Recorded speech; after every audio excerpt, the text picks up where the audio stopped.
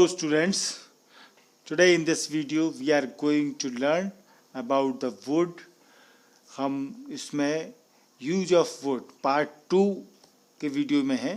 Part first जो would का video हमने बनाया था उसमें आपको बताया था किस प्रकार से वुड का प्रयोग विल के पास्ट टेंस फॉर्म के रूप में इनडायरेक्ट स्पीच में होता है, और फिर हमने सीखा था किस प्रकार से वुड का प्रयोग पास्ट हैबिट को यानी पुरानी आदत को जो पहले थी अब नहीं है उसको एक्सप्रेस करने के लिए किया जाता है, और उसके कई सारे स्ट्रक्चर आपने सीखे।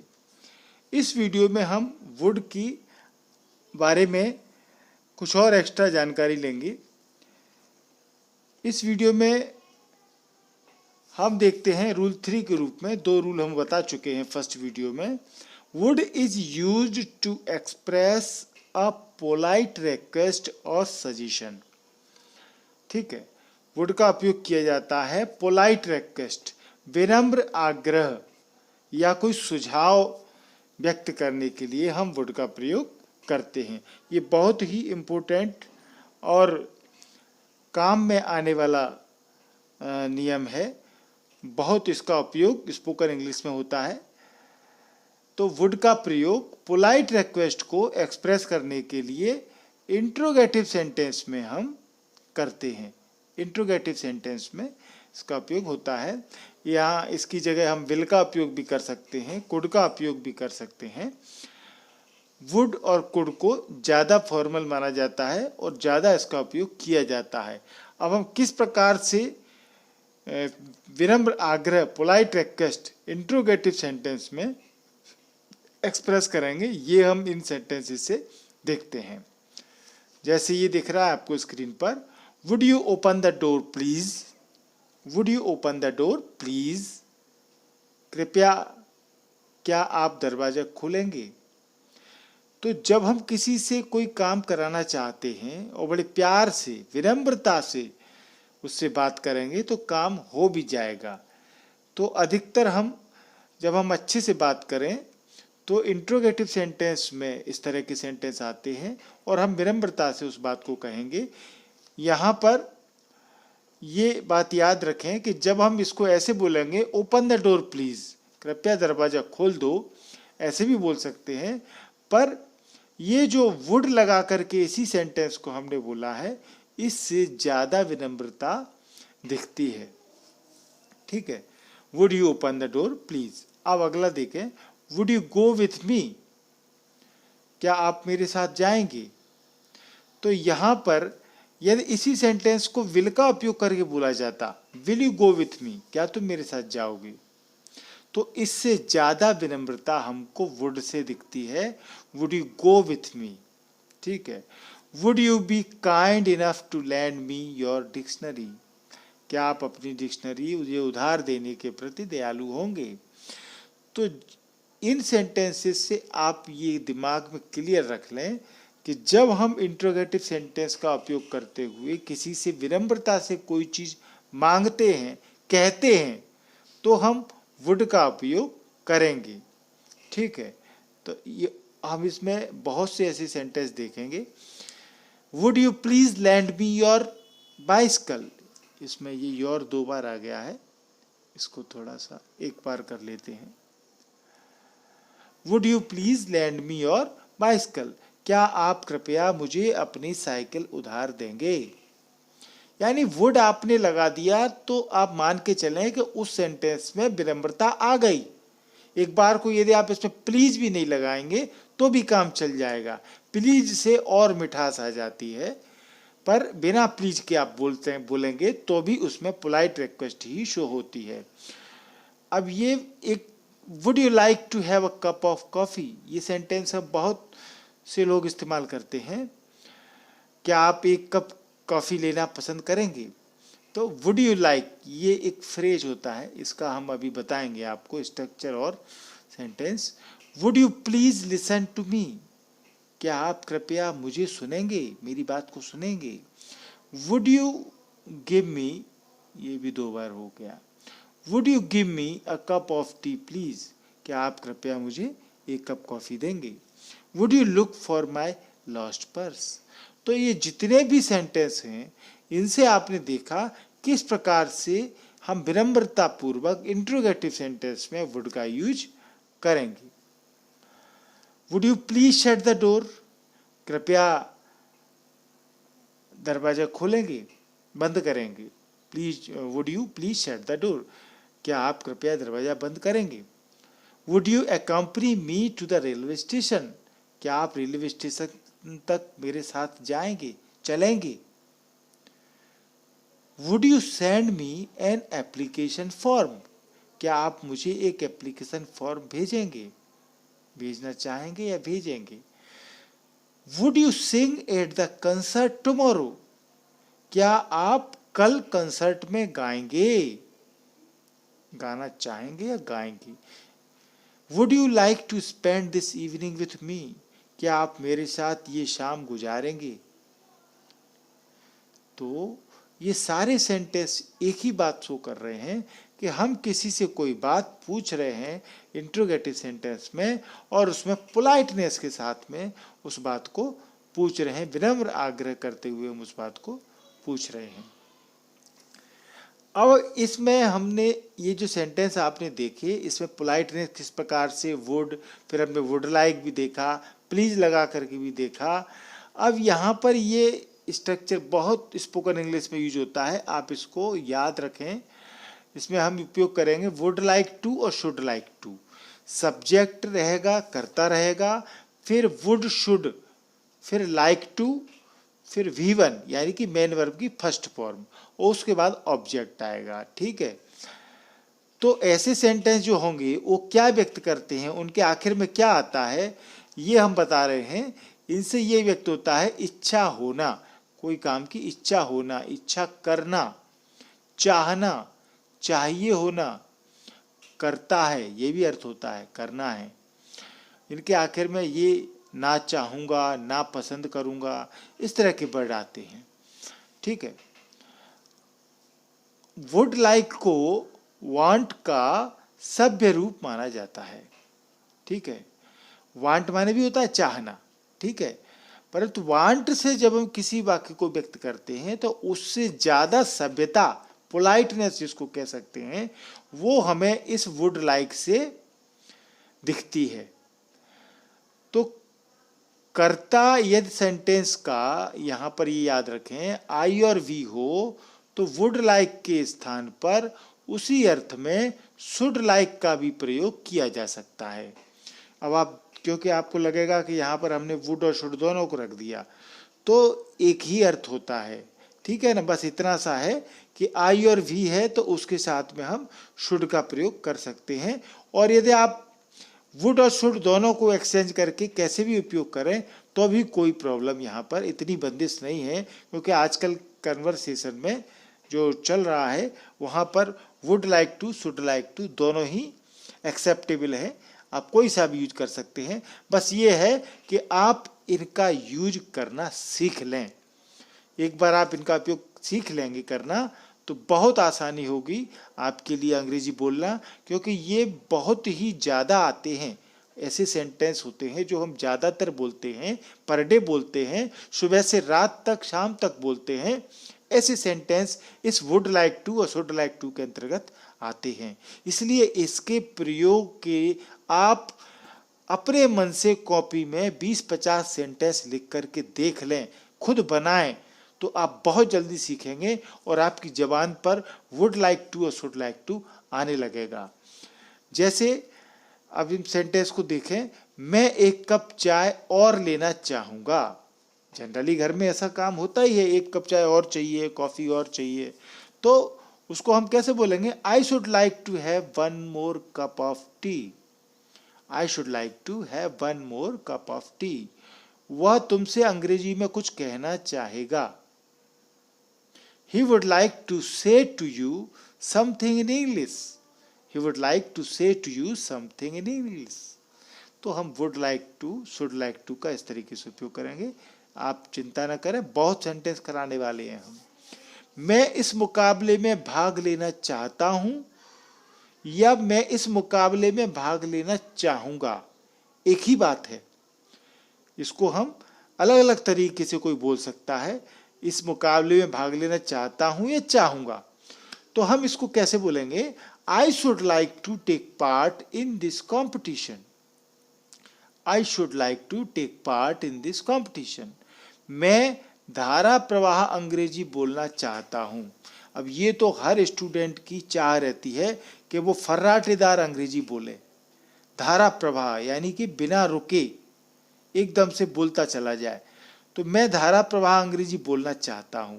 अब यहां देखिए, चाहता हूं के लिए हम वांट लगा सकते हैं, I want to speak English fluently, परंतु हम वांट की जगह पर हम सीख रहे हैं हम कैसे वुड लाइक टू और शुड लाइक टू का उपयोग कर सकते हैं। दोनों में से कोई सा भी लगा सकते हैं, कोई दिक्कत नहीं है। तो I should like to speak English fluently, I should like to, मैं चाहता हूं या मैं चाहूंगा कि मैं अंग्रेजी बोलूं जल्दी जल्दी, धारा प्रवाह। तुम्हारे साथ आने की मेरी बड़ी इच्छा है। अब यहां पर मैंने बताया वुड शुड कुछ भी लगाएं आप, I would very much like to, I should very much like to come with you. ठीक है, तुम्हारे साथ आने की मेरी बड़ी इच्छा है।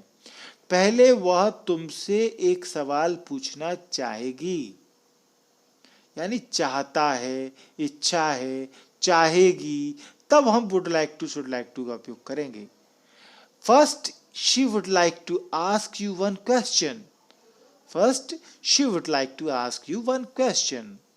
मैं आप सबको धन्यवाद देना चाहता हूं। I would like to thank all of you. ये सेंटेंस कितनी बार बोलते हैं हम, I would like to thank all of you. तो यहाँ पर आप इन सेंटेंस की भावना को समझें, इसमें किस तरीके के शब्द उपयोग किए जाते हैं, किस प्रकार से इच्छा पसंद को इसमें व्यक्त किया जाता है, चाहत को, वो आप अपने हिसाब से कुछ सेंटेंस बनाएं। मैं तुमसे मोबाइल के बजाय आमने सामने बात करना चाहती हूँ। ठीक है, या इसको ऐसे भी कह सकते हैं, मैं तुमसे मोबाइल के बजाय आमने सामने बात करना चाहूंगी, ऐसे भी बोल सकते हैं, चाहती हूं या चाहूंगी। ठीक है, I would like to talk to you face to face, आमने सामने, face to face instead of on the mobile, instead of on the mobile, mobile की बजाय आमने सामने मैं बात करना पसंद करूंगी। तो इसको हम ऐसे बोल सकते हैं। तुम किससे बात करना चाहती हो, who would you like to talk to. बच्चे अब निकलना चाहते हैं, children would like to leave now. क्या वह घूमने के लिए आना चाहती है, या अथवा इस सेंटेंस को बोल सकते हैं, क्या उसकी घूमने के लिए आने की इच्छा है। क्या वह घूमने के लिए आना चाहती है या क्या उसकी घूमने के लिए आने की इच्छा है। Would she like to come for a walk, would she like to come for a walk. क्या तुम यह टी शर्ट पहनकर देखना चाहती हो या चाहोगी, चाहती हो या चाहोगी। ठीक है, तो इस तरह के sentence, would you like to try on the T shirt, would you like to try, would you like to try on the T shirt. उसे खिड़की की सीट चाहिए। ठीक है, he would like a window seat. क्या तुम्हें रस में बर्फ चाहिए, would you like ice in your juice, would you like ice in your juice. मुझे 5 किलो शक्कर चाहिए, I would like 5 kilos of sugar. Please भी लगा सकते हैं, नहीं लगा चलेगा, पर इसमें प्लीज अंडरस्टूड है। क्या किसी को थोड़ी और मिठाई चाहिए, would anyone like some more sweets. ठीक है, इस तरीके के हम सेंटेंस आप खुद करें और जल्दी सीखेंगे। उसे एक दिन के लिए एक कमरा चाहिए, ही would like a room for a day please, he would like a room for a day please। आपको क्या चाहिए साहब, आपको क्या चाहिए साहब। what would you like sir, what would you like sir, what would you like ma'am। आपको क्या चाहिए। ठीक है, दुकानदार पूछता है कि नहीं जब हम देखते हैं सामान कुछ। क्या तुम्हें थोड़ी और पनीर चाहिए, would you like some more paneer, would you like। क्या आप थोड़ी कॉफी लेंगे, या क्या आप कॉफी लेना चाहोगे। Would you like to take some coffee, या would you like some coffee, ऐसे बोल सकते हैं। टू टेक लगाओ या न लगाओ, एक ही अर्थ है। अब इसका उत्तर जब देगा सामने वाला तो वो कैसे देगा। मान के चलो हमने पूछा क्या आप थोड़ी कॉफी लेंगे, या थोड़ी चाय लेंगे, या क्या आप कॉफी लेना चाहोगे, चाय लेना चाहोगे। तो हमने जब पूछा तो सामने वाला देगा, यदि वो लेगा तो क्या बोलेगा, हाँ लूंगा, तो वो बोलेगा यस प्लीज। क्या बोलेगा, यस प्लीज। और उसको नहीं चाहिए होगी कॉफी तो बोलेगा नहीं धन्यवाद, नो थैंक यू। क्या बोलेगा, नो थैंक यू। ठीक है, तो इस तरीके से शॉर्ट आंसर वो देगा ऐसे प्रश्नों के। अब हम आते हैं अगले 4th रूल में। इसमें आपने देखा would like to, should like to का प्रयोग। अब हम आते हैं कि वुड से अनुमान लगाते हैं हम। गैस करना जिसको कहते हैं, अनुमान लगाना। प्रिजम्पशन, पूर्व कुछ विचार सोच लेना। संभावना, संभावना के लिए पॉसिबिलिटी भी होता है, प्रोबेबिलिटी भी होता है, लाइकलीहुड होता है। इन सब का बोध होता है, इन सब का बोध वुड से होता है। ठीक है, अब मान के चलो कि हम पार्टी में गए, कहीं पर हम खड़े हुए हैं, शादी वगैरह प्रोग्राम चल रहा है, तो जनरली हम ऐसे लोग हमको दिख जाते हैं कि हम अपने दोस्तों से बात करते हुए कह रहे हैं, दूर कोई खड़ा है, कि यार वो कौन है, किसी ने पूछा, या फिर उसकी उम्र क्या है, या वो कौन होगी। तो या तो हम उम्र के बारे में पूछते हैं, या पूछते हैं कि वो कौन है, हम अंदाजा लगाएं, अनुमान लगाएं, गैस लगाएं, संभावना जताएं। तो हम कैसे उन सेंटेंसेस का उपयोग करेंगे ये इसमें हम देखेंगे।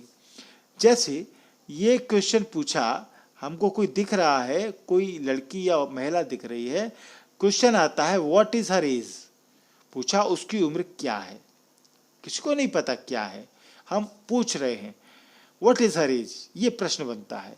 तो जो आंसर होगा, वो आंसर जब हम पूछ रहे हैं तो हमको तो पता नहीं है, तो हम अनुमान लगाएंगे। हम क्या लगाएंगे, गैस करेंगे, अनुमान लगाएंगे। तो हमने बोल दिया शी वुड बी 15, वो 15 की होगी। ठीक है, अंदाजे से बोल दिया शी वुड बी 15, या that would be his mother, वह उसकी माँ होगी।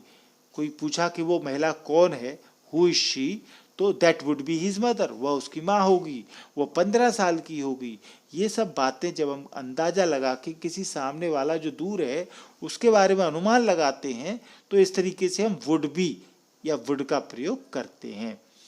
She would be in the temple at this time, हम पॉसिबिलिटी दिखा रहे हैं, संभावना, प्रोबेबिलिटी कर रहे हैं कि वह इस समय मंदिर में होगी, वह इस समय मंदिर में होगी।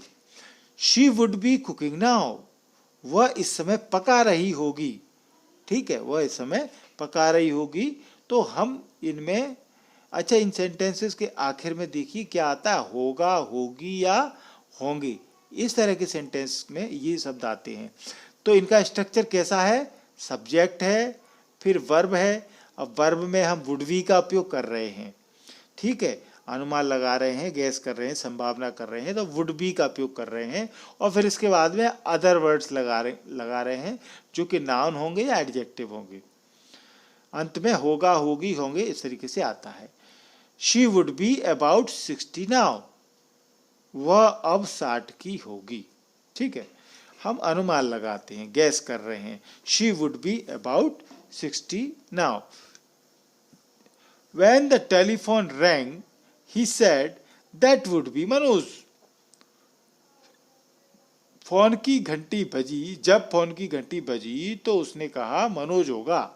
फोन पर कौन होगा, मनोज होगा। दैट वुड बी मनोज, यानी कि अनुमान लगाया है, फाइनल नहीं है, तो अनुमान से बोल दिया that would be. Would be का उपयोग करेंगे हम। He would be in his 30s, उसकी उम्र 30 वर्ष के लगभग होगी। 30 के लगभग होगी। He would be in the field, वह खेतों में होगा। अंदाजा लगा रहे हैं, गैस कर रहे हैं। प्रोबेबिलिटी, लाइकलीहुड, संभावना बता रहे हैं। She would be in the club at this time, वह इस समय क्लब में होगी। He would be her husband, हमको नहीं पता वो कौन है, तो हमने अंदाजा लगाया कोई खड़ा है सामने, वह उसका पति होगा, तो he would be her husband, तो वुड बी लगा दिया, यानी हमने गैस अनुमान लगा लिया। He would be a farmer, वह किसान होगा। He would be A doctor, he would be A engineer, तो इस तरीके से हम अंदाजा लगाएंगे तो वुड बी का उपयोग करेंगे।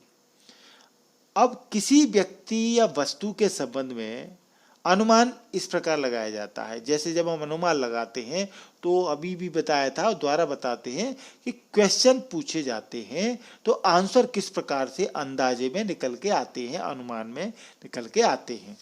तो इस तरीके के क्वेश्चन हम पूछते हैं। जैसे हमको किसी की उम्र के बारे में एक अनुमान लगाना होता है तो क्वेश्चन बनता है हाउ ओल्ड इज शी, कोई लड़की महिला है उसके बारे में, उसकी उम्र के बारे में क्वेश्चन बनता है हाउ ओल्ड इज शी, वह कितनी उम्र की है, कैसी उम्र की है, क्या उम्र है उसकी, मतलब ये है। तो इसका जो आंसर होगा, क्योंकि हम अंदाजा लगा रहे हैं, तो वो किस प्रकार से होगा, शी वुड बी अबाउट 20, वह लगभग 20 की होगी। हाउ ओल्ड इज ही, यदि वो व्यक्ति है वह कितनी उम्र का है, तो he would be in his 30s। अब हम ये बता रहे हैं हिज 30s, इसके बारे में अभी हम बात करेंगे, आपको समझाएंगे कि 30s माने क्या होता है। फिर अगला क्वेश्चन आया, is she older than you, क्या वह तुमसे ज्यादा बड़ी है। No, she would be a little younger, तो आंसर आया she would be a little younger, नहीं वह थोड़ी छोटी होगी। हु इज शी, वह कौन है। She would B Ram's mother, वह राम की माँ होगी। यानी जब कोई भी, हम इस तरीके से मैंने बताया था आपको, शादी पार्टी में जाते हैं तो अंदाजा लगाते हैं, अनुमान लगाते हैं, किसी की उम्र के बारे में बात करते हैं, किसी की रिश्तेदार कौन है वो उसके बारे में पूछते हैं, ये सब बातें होती हैं, तो आंसर में हम इस तरीके से वुड बी का उपयोग करते हैं। अब यहाँ कुछ आपको नॉलेज दे रहे हैं, टीन्स, 20s, 30s का अर्थ क्या होता है, इनका अर्थ क्या होता है, ये हम थोड़ा सा आपको बता दें।